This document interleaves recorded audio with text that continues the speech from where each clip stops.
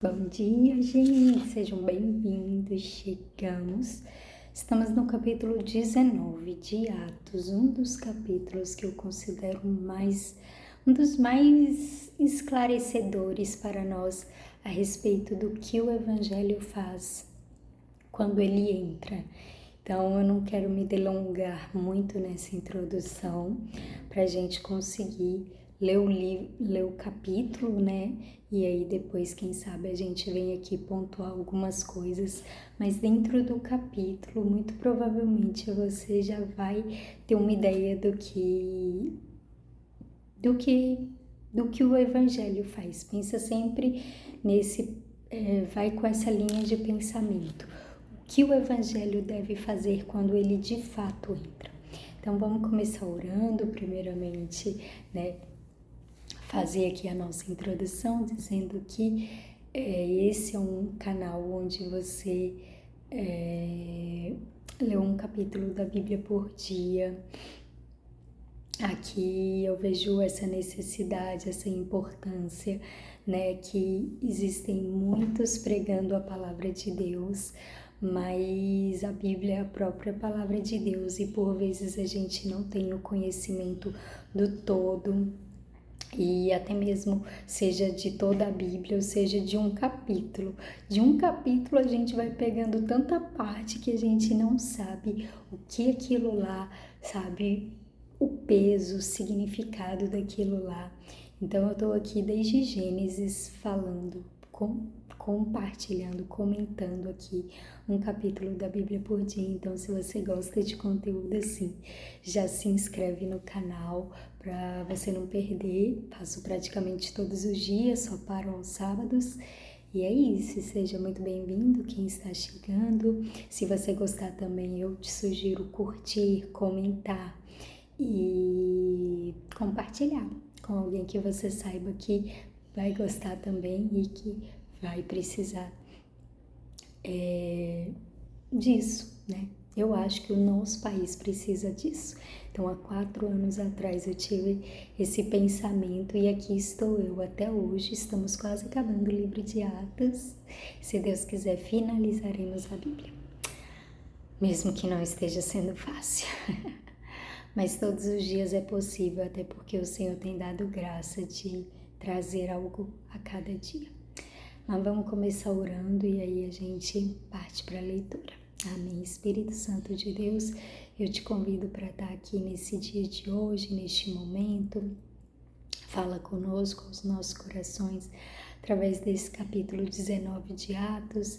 Em nome de Jesus, Deus, eu coloco diante de Ti a vida de cada pessoa, de cada cidade, de cada etnia, religião, sabe, Deus, seja de onde elas estiverem, sabe, Senhor, que a Tua palavra possa entrar e o Teu Evangelho possa entrar neste lugar e transformar sua casa, sua vida, sua família e quem sabe aonde ela trabalha, onde ela mora, o seu local de convivência, em nome de Jesus.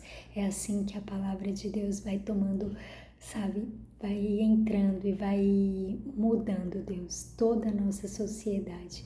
Então eu oro pelos 37 estados do Brasil e cada representante aqui, Deus, em nome de Jesus estiver, em nome de Jesus, que o Senhor possa marcar, Deus, a cidade, o município dessa pessoa. E o que aconteceu aqui nesse capítulo, que vem acontecer conosco em nossas cidades, faça-nos agentes disso, de transformação. Eu oro e te peço em nome de Jesus. Amém, gente? Bora. Vai dizer assim. Enquanto Apolo estava na cidade de Corinto, Paulo viajou pelo interior da província da Ásia e chegou a Éfeso. Ali encontrou alguns cristãos e perguntou: quando vocês creram, vocês receberam o Espírito Santo? Eles responderam: nós nem mesmo sabíamos que existe o Espírito Santo. Então, que tipo de batismo vocês receberam? Perguntou Paulo. O batismo de João Batista. Responderam. Então Paulo disse: João batizava aqueles que se arrependiam dos seus pecados e também dizia ao povo de Israel que eles deviam crer naquele que havia de vir depois dele, isto é, em Jesus. Depois de ouvirem isso, aqueles homens foram batizados em nome do Senhor Jesus.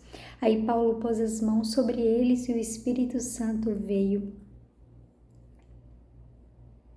sobre eles. Então começaram a falar em línguas estranhas e a anunciar também a mensagem de Deus. Esses homens eram mais ou menos 12.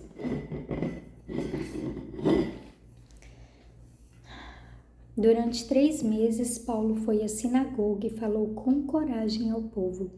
Ele conversava com eles e tentava convencê-los a respeito do reino de Deus. Mas alguns eram teimosos, não acreditavam e em frente de todos ainda falavam mal do caminho do Senhor. Então Paulo abandonou a sinagoga, levando os cristãos consigo, e começou a falar diariamente na escola de um homem chamado Tirano. Ele fez isso durante 2 anos, até que todos os moradores da província da Ásia, tanto os judeus como os não-judeus, ouviram a mensagem do Senhor. Deus fazia milagres extraordinários por meio de Paulo, tanto que as pessoas pegavam lenços e aventais que ele usava e os levavam para os doentes tocarem. E quando estes tocavam neles, ficavam curados. E de outras pessoas saíam os espíritos maus. Alguns judeus que andavam de um lugar para o outro expulsando os espíritos maus, quiseram usar também o nome do Senhor Jesus para expulsar os espíritos maus, dizendo a eles: pelo poder do nome de Jesus, o mesmo que Paulo anuncia, eu mando que vocês saiam. Os homens que faziam isso eram 7 filhos de um judeu chamado Seva, que era grande sacerdote. Mas, certa vez, um espírito mau disse a eles: eu conheço Jesus e sei quem é Paulo, mas vocês, quem são? Então o homem que estava dominado pelo espírito mau os atacou e bateu neles com tanta violência que eles fugiram daquela casa feridos e com as roupas rasgadas. E todos os que moravam em Éfeso, judeus e não-judeus, souberam disso. Eles ficaram com muito medo e o nome do Senhor Jesus se tornou mais respeitado ainda. Então muitos dos que creram vinham e confessavam publicamente as coisas más que haviam feito.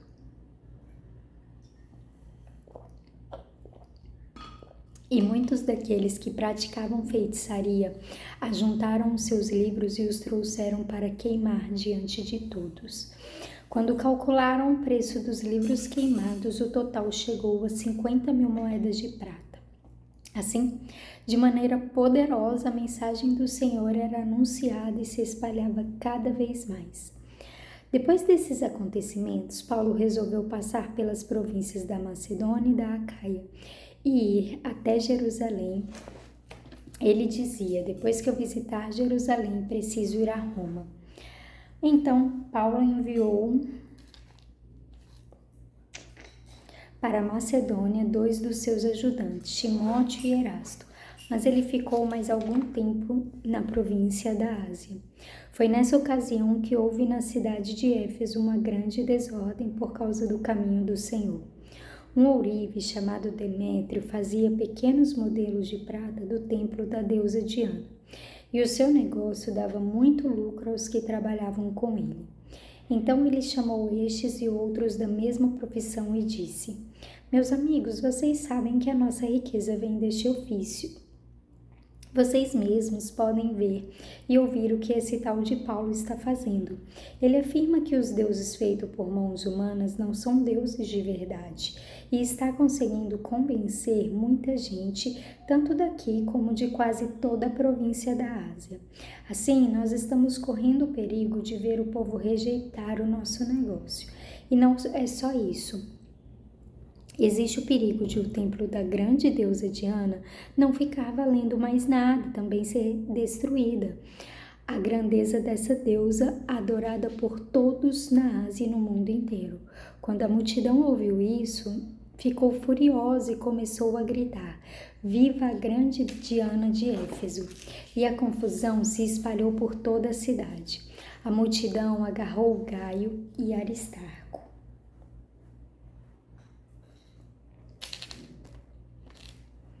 2 macedônios que viajavam com Paulo e os arrastou até o teatro.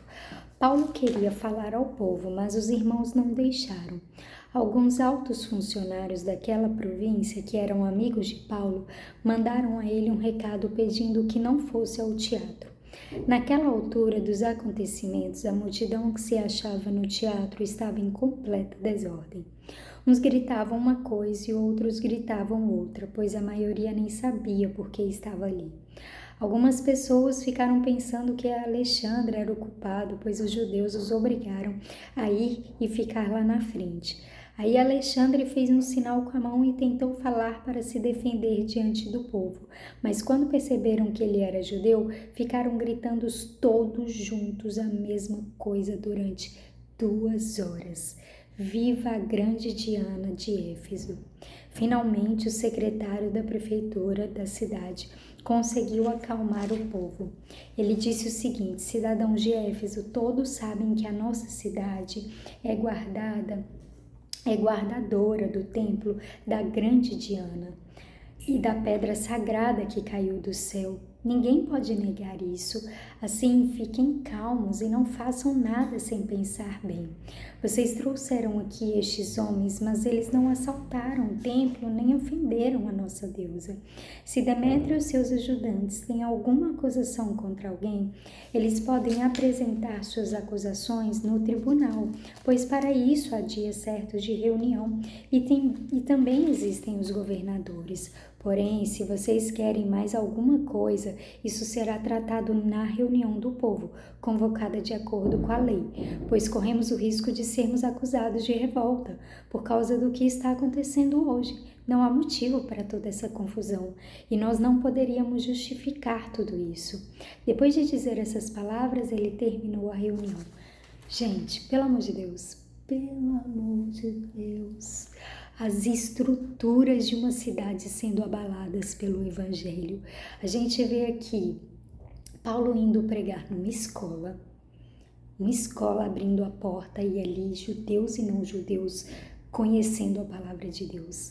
Paulo não, né? No caso, o Evangelho entrando de tal maneira que abalou a cultura a cultura, a religião, a educação daquele lugar. Gente, é uma coisa maravilhosa.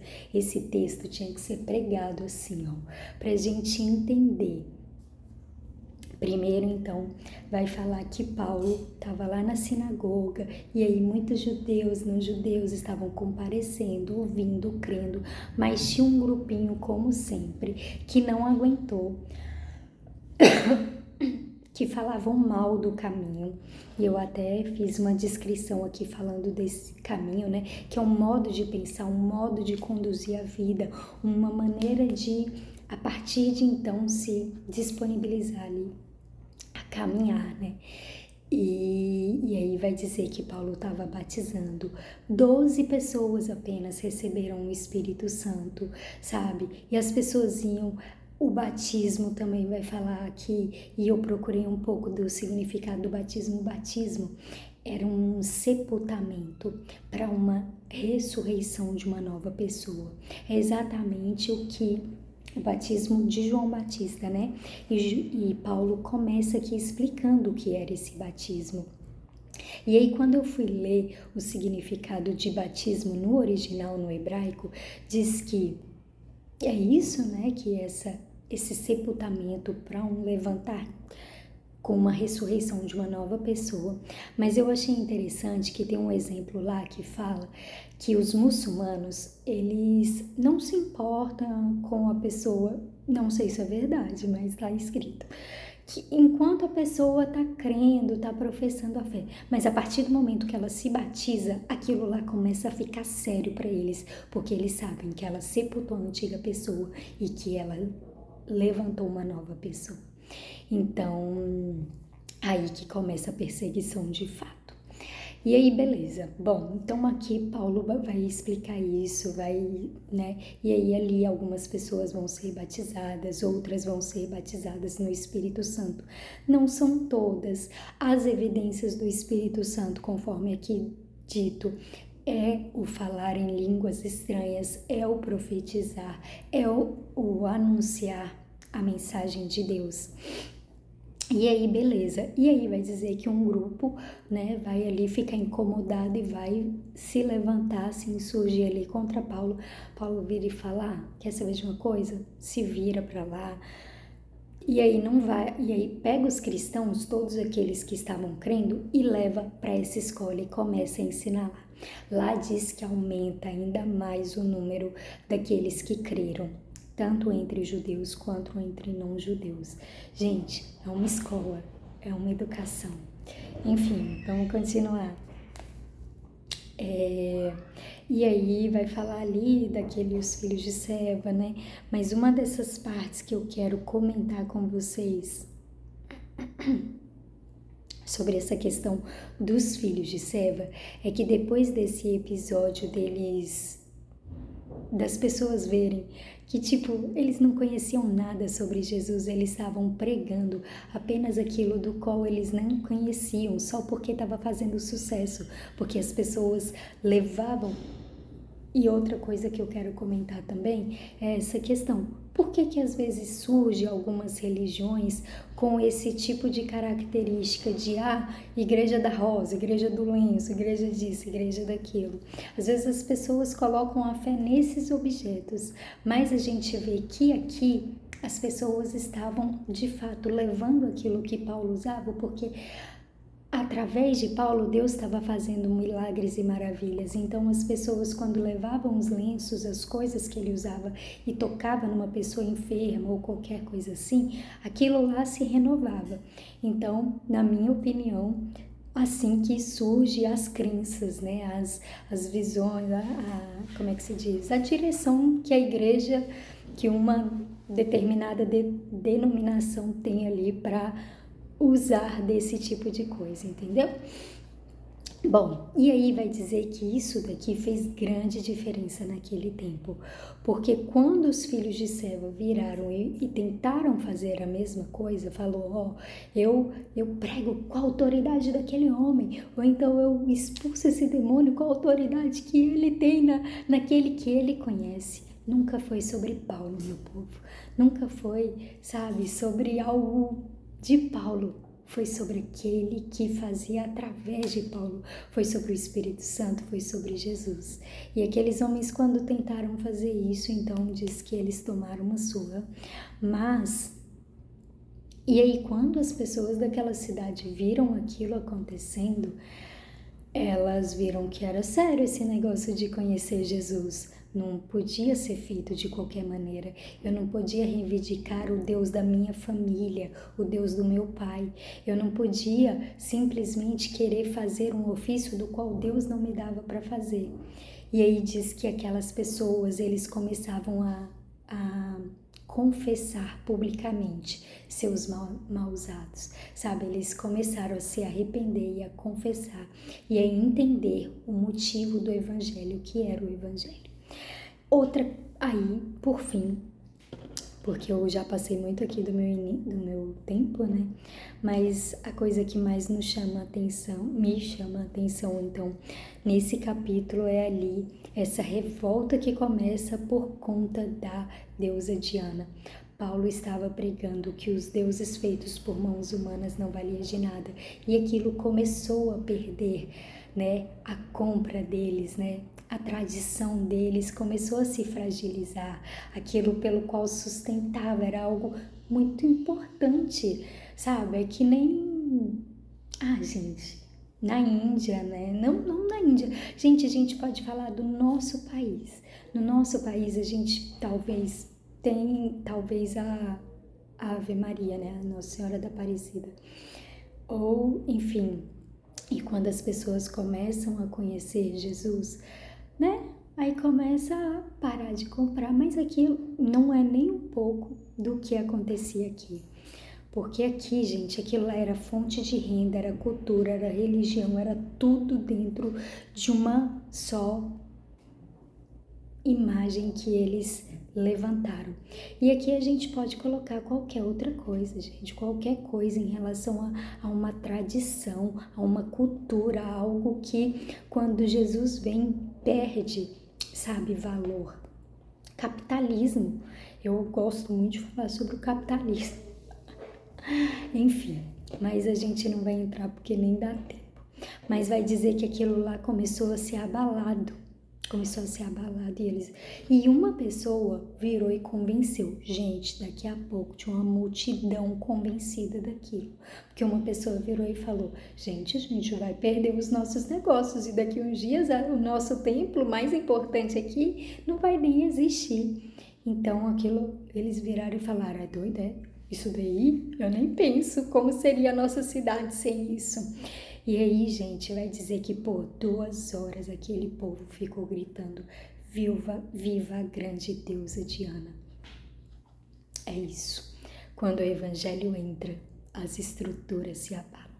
Eu não vou me alongar mais porque eu passei muito do meu tempo, mas deixa isso falar com você. Deus abençoe. Tchau, tchau.